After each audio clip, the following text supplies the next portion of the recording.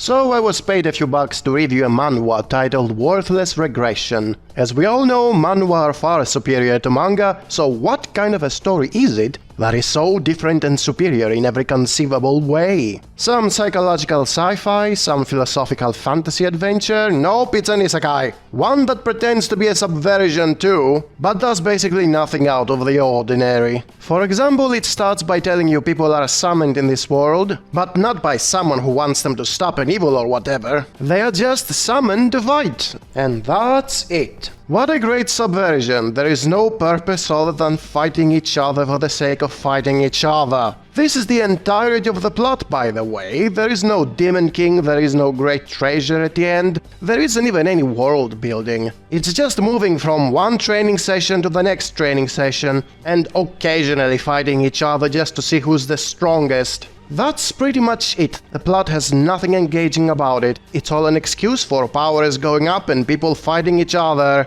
And speaking of numbers, the first thing the main character does is opening his freaking status screen, because it's yet another down-to-death video game setting where you have a freaking status screen. And here comes the subversion. He has no special skills. Because as we all know, in isekai you always start with broken powers, and you definitely don't start at the bottom and go up the ranks with unfair to everyone else's abilities. That would be bad writing.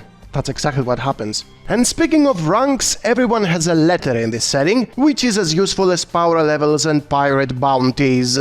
It fluctuates so easily with tweaks like magic or fusions, it becomes pointless to even have one. But hey, why bother showing how capable a character is when you can just show a letter and be done with it? And why bother to treat characters as actual people with agency and emotions when you can just talk as if they are NPCs in video games? The dialogue is so mechanical, the characters talk as if they are AI bots. They never say something natural like, we have suffered heavy casualties and many of our men are now injured. No, they will say something like, we took a lot of damage, the hit points are down to half, woo! Anyways, the protagonist, who is supposed to have no special skills and therefore gets no special favors, is immediately given a time reset ability where he goes back to the time he was first summoned. This in effect lets him know everything that will happen before it happens, since he has already experienced it. Totally not a broken power that nobody else can use to his advantage, but hey, he has no skills, so that makes him the underdog.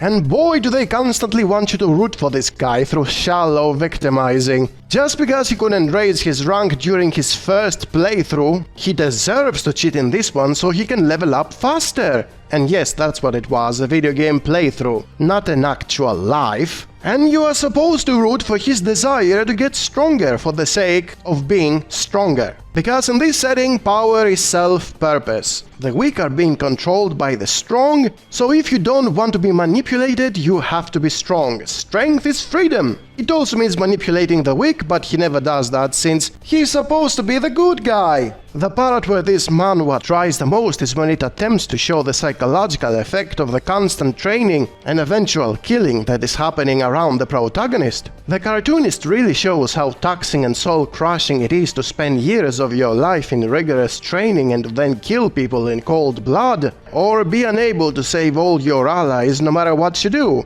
This part, in theory, is great. The execution is not. Everyone the protagonist has to fight and kill is a one-dimensional asshole. He's not given a choice, but if he doesn't kill them, he will be killed. Similarly, saying you cannot trust anyone means nothing when you have to trust your mentors to train you so you can be stronger. It becomes pretentious when there is nothing ambiguous in what he has to do, yet he behaves like it's a hard decision. Also, for all its claims on having emphasis on mental scars, he's not affected in the least by the fact that he lost 13 years of his life. All the people he helped and all the relationships he made are gone forever, and that is somehow not something to fuss about. Also, we get no glimpse to his life before he got isekai'd, which means it's just another isekai where the isekai part doesn't matter, and loses its meaning as soon as it's shown. Yet somehow this is not something to fuss about either. Let's focus on getting stronger for the sake of getting stronger. Even during those rare moments when the protagonist is seemingly supposed to make a hard choice, like fighting to the death one of his friends because if he doesn't, she's going to kill a lot of his other friends, the writing ruins that conflict. by revealing it was never his friend who killed his other friends, it was a doppelganger. So it's perfectly fine to kill her now, since it's just a copy of the actual friend who never became evil after all. So much for meaningful conflicts. This isekai is as shallow as any other isekai. And also it's a power fantasy, let's not pretend it's doing things differently because it pretends to have psychological effects on the mind of the protagonist.